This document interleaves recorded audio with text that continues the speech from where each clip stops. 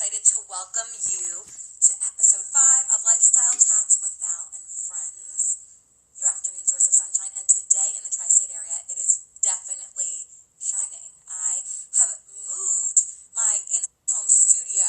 Hi guys, welcome everybody to a different part of my house because I was backlit before and I can't believe I was doing that. I guess I was just so excited to get on camera that I didn't even think too much about the aesthetics, but I hope that you can see me. Oh, well, thank you. Love everybody too. Today is going to be extremely exciting because I am going to be joined by a dear friend of mine. Her name is Brooklyn Bagwell.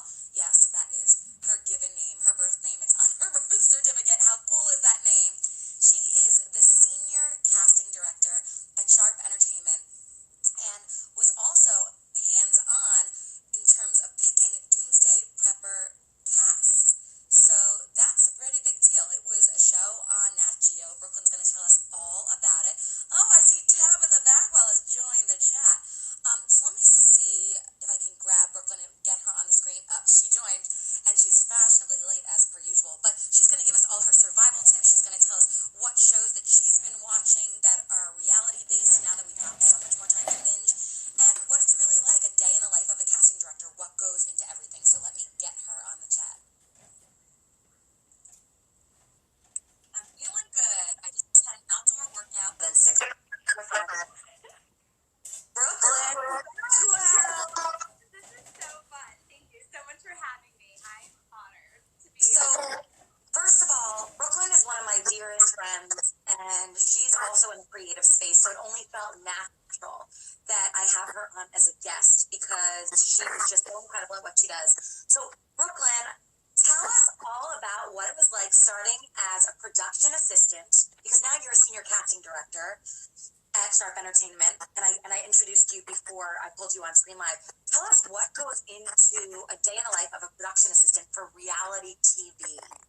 Oh my gosh. So I got a job as a production assistant when I graduated from college, and I majored actually in apparel merchandising. So I was TV, but I never, I did not know, if I wanted to work in it, and I thought fashion was more for me, but as I got my first job as a production assistant on Doomsday Preppers, I knew this was my calling. Luckily, I'm from the South. So I was able to cast preppers, and preppers are typically in the South, and they wanted to talk to me. So I already had this in for being Southern, and versus all of the producers that I was working with who were in New York or and they didn't really know about this world. So I kind of tapped into it, and I started casting as a production. Yeah. And traveling around to different preparedness expos by myself, which is so scary to think that I did that when I was 21, 22. So I watched a sizzle that you shared with me when you hosted a digital series for this Doomsday Preppers and what went into casting. But why don't you tell everybody a little bit about what a prepper actually is and the premise of this show too, so that we can, because it's very relevant for now, what's going on in the world. For now, well, we had 4 seasons of Doomsday Preppers, and it was the highest rated show on Nat Geo. And Wow.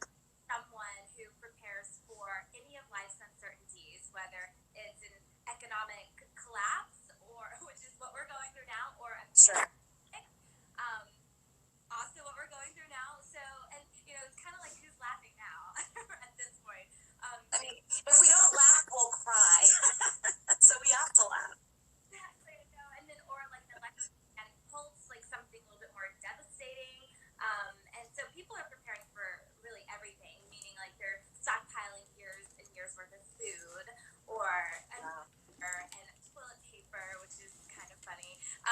Some of them had bunkers in the middle of nowhere, and it was just kind of preparing for something like this, what we're going through now, because shelves are going to be empty, and there's not going to be food and water supplies, so you got to prep.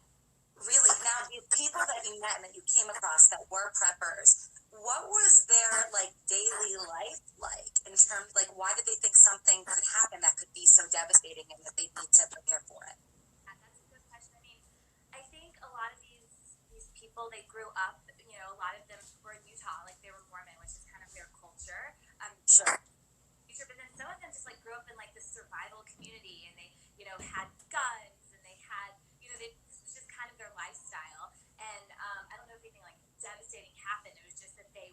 taught to think for the future. And they all have like normal jobs, but then on the weekends they're like prepping. They're going to the store and buying bulk supply of food, and they're going to preparedness expos and buying like MREs and like guns and whatever. And what's an MRE? A meal ready to eat, and it's like freeze dried foods. It's kind of a military. A lot of these guys a lot of preppers are in the military, so they've seen firsthand. Interesting. So like the food that astronauts eat. Yeah. Oh yeah. Essentially. Last like, oh my God, years, hundreds of years. You know, you can eat it whenever, when Doomsday hits. Oh my goodness. This is crazy. Okay, so obviously you are a senior casting director now at Sharp Entertainment. You've had the privilege and pleasure of working on some really incredible shows like Doomsday Preppers, as you mentioned. What is a day in the life like for a casting director that goes out and seeks these interesting people, shall we say, that we see on TV? So interesting. Well, our top show right now, 90 Day Fiance. It's so fun. It's so fun casting because every day is so different. And I love talking to people. I think that's why you and I bonded, because exactly. Yes, guys. Shout out. Brooklyn cast 90 Day Fiance. Okay, cat's out of the bag. I wasn't sure if I was able to say anything. I am so glad that you did. Mwah. Tell us everything. The best show. But yeah, casting is so different. Like I luckily I work with Ashley DeMarco, who's my partner in crime, also casting. We oversee all of the casting, and it's different every day. Luckily, we have an amazing team that we trust and that can dig in and find these people. And usually our team will come to pitch couples for us, and then we'll decide if we want to get them on a Skype interview. And go from there. We get we do edits, and then we submit it to the network, and we write one sheets. It's kind of like it's a process. So we pitch these stories that we think would be good for TV through Skype interviews, one sheets, and it's an extensive process, but it's fun, and you get to dig into drama. And I love drama, so it's perfect for me. That I do, sister. You like to keep it interesting. The fire everywhere. Oh yes. So I just want to give a shout out because I see a lot of incredible people joining the chat, and I'm so excited that you guys are joining us now. I can't remember everybody that said hello, but we're saying hello to all of you. So Brooklyn, again, I just want to say to everybody that's just joining, is a casting director at Sharp Entertainment. She's a senior casting director. Now, Brooklyn, I know that you have traveled the world for the show 90 Day Fiance. You have filmed in remote locations. What has that been like? Give us your firsthand experience. Take us there, if you will. Oh my God. I was traveling for Doomsday Preppers, so I always love traveling. I always say yes to any kind of travel. I love that. Yeah, but for 90 Day, I was traveling overseas. I've been to Brazil and Russia, and it's so cool. I felt like I could say thank you in so many different languages. That's amazing. I'm gonna forget. But it's really interesting because I never knew oh my gosh, Tunisia or Russia, these scary, it could be scary places, and then it's so exciting to kind of learn their culture and learn how other people live in such I guess in a different world. It's really cool. I was in Volgograd, Russia, which was really interesting, and I'm sure your fashion choices were just fabulous there, darling. I think everywhere I go, I always try to find a Zara and a McDonald's. Those are great tips, guys. Is McDonald's doing takeout or to go right now? Different in every country. That's actually what I've learned. So really, there's a Zara in all over the world like that, and McDonald's. Well, that I'm not surprised by. Well, I guess my favorite country that I've been to is Colombia because it's so beautiful. I was in Medellin, and then I was in.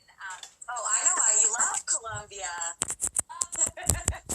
People are beautiful. Everyone is so nice. The food is amazing, and drinks are cheap. Everything is cheap. So I love a great place to be now.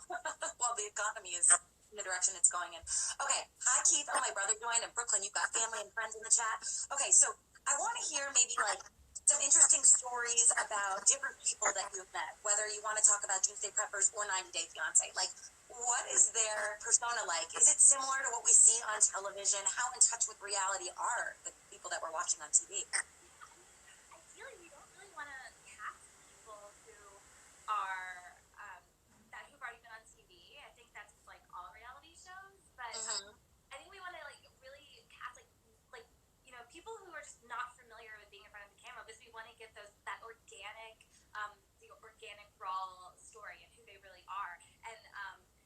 Doomsday Preppers, I think meeting everyone from the preparedness expos. I remember I met Tim Ralston, and you see these preppers all the time at these expos. Like, these are familiar faces. And one time, Tim Ralston gave me, he's known for the Croval, and it's like a shovel and like all these other things like all in one. You guys can probably look it up. I'm probably So a multi-purpose product for survivalists.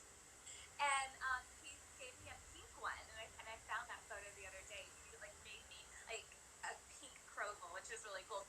And I always say, like, during this time, I'm like, I kind of was a prepper myself, because I would get all these like free things from all of my prepper friends, like MREs and like things to store water in, and like water purifiers and stuff. So it's always exciting, like meeting these people, and everyone's just so normal and so nice, and then seeing them on TV is like the coolest thing. It's like, I found you, and now you're on TV, and I feel like it's.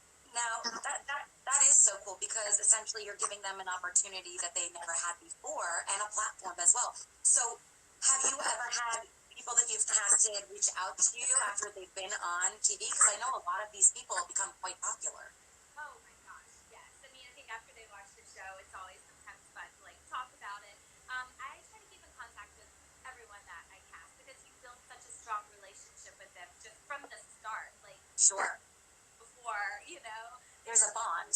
Yeah, like, and Doomsday Preppers, like, I still keep in contact with all of, I have a huge Rolodex, so I keep in contact with everyone, just, and a lot of them reached out to me to make sure I was okay during COVID-19. I'm safe. If I do anything, like, everyone's so nice. Yeah. That's kind of awesome. That's a good Rolodex to have, people that are surviving for the end of the world. And then you've got their info. I should take them up on some of their offers. So, I think one person asked if I needed any masks, and I'm like, I should say yes, but I'm like, oh, Yeah. And then give them to the doctors on the front line, Brooklyn. I should do that, actually. So how has your experience been being quarantined? I know that you're still working. How has that sort of changed your work-life balance? Well, I'm currently in Montauk right now. I left 2.5 weeks ago, thinking that My mom is this so would be over funny. in I 2 love weeks. her. Yeah. And I was with you right before you left. No, I know. And I remember, like, it was, like, within 2 hours, we were like, okay, we're working from home for 2 weeks. Well, now it's until further notice. I'm not a good person, like, to work from home. I'm like, okay, can I start drinking at 1 p.m.? Like, I'm just... Brooklyn says it's happy hour every hour. Every single day, like a Bloody Mary. I don't know. Like, I have no self-control, so I'm like that I need to have some kind of, like, normalcy in my life. So I've been waking up. I did do my hair specifically for this, but I have still been doing... You look beautiful. I've been doing my makeup. I've been, like, actually putting in an effort versus, like, just coming down to my little office that I have right now. I'm here. Well, I've been on vacation with you, and even on vacation, I know how hard B.S. Morrison 19 is ready for a cocktail. I know how hard you work, because we've spent holiday weekends together, long weekends together, and you have been on your computer getting stuff done. So as silly and as fun-loving as you are, you get the job done. Yeah, I mean, we still have deadlines. Right now, being quarantined, we still have deadlines. We still have to deliver to the network. We still have to cast, even though people, have pushed their plans. Like, we still are Skyping with them. We're still editing. I know. I remember it was on Memorial Day weekend. We were in the Hamptons, and I still was like Skyping and editing these stories. Yep. We have to get them out the door. And so yeah, it's really important to me that like we meet all those deadlines, and we can still, because there's still a show that has to air. Yeah, exactly. Shout out to Ashley Cash, your partner in crime over at Sharp Entertainment. I saw she said hello. So let me field some questions from people, because I know that this is definitely something. I'm learning how to use this platform, Brooklyn. So hold on, I'm scrolling. I don't know if I scroll up or down, guys. But oh wow, this goes quickly. Hold on one second. Okay, well we'll take shout outs. Young BTV Solo loves us. We love you too. Hold on. Copella misses you. Okay. Here we go. Tabitha, your mommy's here. Hey Mom, I knew you wouldn't miss this. Right? Okay. Oh, Meredith Stark, my college roommate, who's actually in Holland right now. Hi, gorgeous. Okay, so I'm going to go on with the questions because that's my job. I'm the interviewer. I will say, my mom's on here. My mom actually works for the American Red Cross, and Amazing.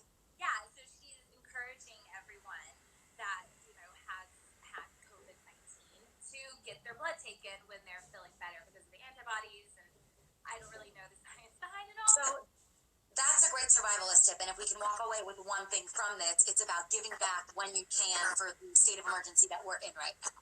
Exactly. Because, yeah, America, we always need blood, and especially now. So my mom, she's always like, because I was actually sick. I don't know if I had it, but I think some Right. house, they were sick, they had fever, we had all the symptoms. I checked in with you, and I'm so happy that you're okay. Now getting, I'm better now. I still have a slight cough, but, so yeah, I'm thinking about giving blood. I don't know. I'm a little scared. Well, I don't know what the protocol is for testing in terms of like if you were sick or whatnot, but I'm sure that our health professionals are very well versed. And if people do go ahead and give blood, I would just suggest that they are very clear about anything that they were feeling before they go in and do that. Yeah. So, okay, this is just, I know how popular 90 Day Fiance is, and I just want to ask you, has there been like one couple that's really stood out to you more than another? Because I know they're all very eccentric and fabulous in their own way. Oh my God, I love all. I mean, that's like I love all the couples, but I think Colt and Larissa. I think they're a fan favorite from season 4. Everyone loves Colt and Larissa. And Larissa's so spunky, and I loved her. She was so sweet, and Colt's really cool. He loves cats, which I love cats. So I think they're You know how I feel about cats. so that's upsetting, and I have a cat. But I think they were entertaining, and they're so raw and fun, and I love them. They're one of my favorite couples. Amazing. And sorry, say again. I was working with them too when I did their Skype interview. They're so nice. So I love that. Well, you're amazing.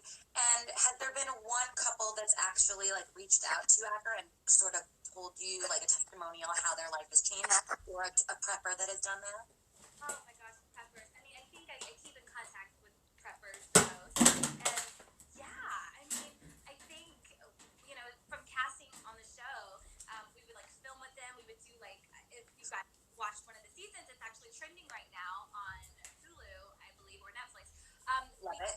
Bug out drill, which is like get out of Dodge, bug out, which is kind of what I did. I went to Montauk, but Yeah.